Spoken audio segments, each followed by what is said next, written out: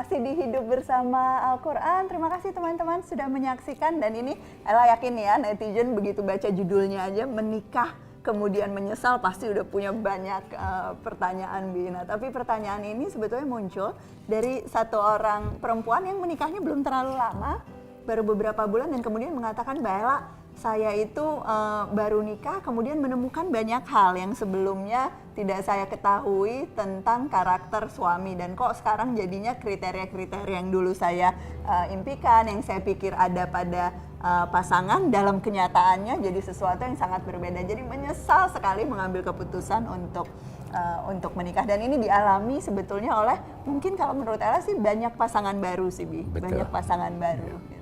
Ya, itu betul, itu dialami oleh itu sebabnya dikatakan berkenalan sebelum menikah, pacaran sebelum menikah itu berbeda dengan setelah menikah.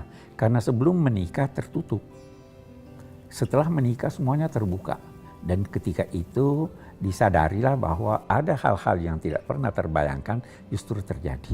Nah, di sini perlu proses, perlu upaya penyesuaian, perlu negosiasi, perlu penghangatan hubungan, baru nanti sampai ini.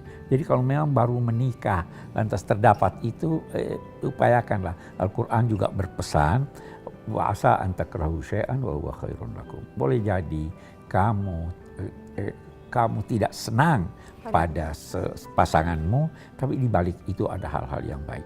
Biasanya banyak orang yang hanya melihat kekurangan pasangannya, dia tidak lihat kekurangan dirinya. Betul. Nah, kalau semua manusia kecuali Nabi Muhammad punya kekurangan. Kalau mau menikah dengan orang yang tidak punya kekurangan, pastikan dulu kita sempurna loh. Nah, itu dari satu situ. Nggak mungkin. Enggak, menikahnya di sorga nanti. Di surga nanti. Jadi yang tanpa penyesalan tuh yang jangka panjang.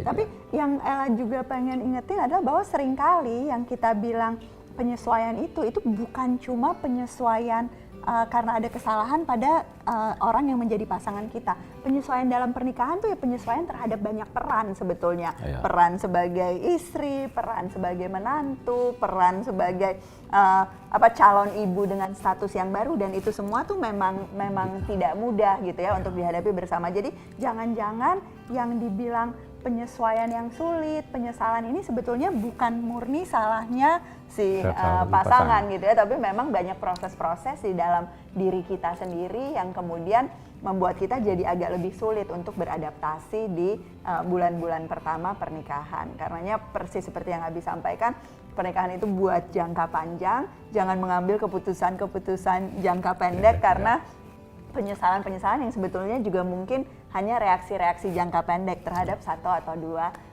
tingkah laku. Anggap aja ujian ya, Bi. Ya, insya Allah sesudah dan ujiannya selesai. yang perlu dia harus sadar bahwa dia juga punya kekurangan. Betul.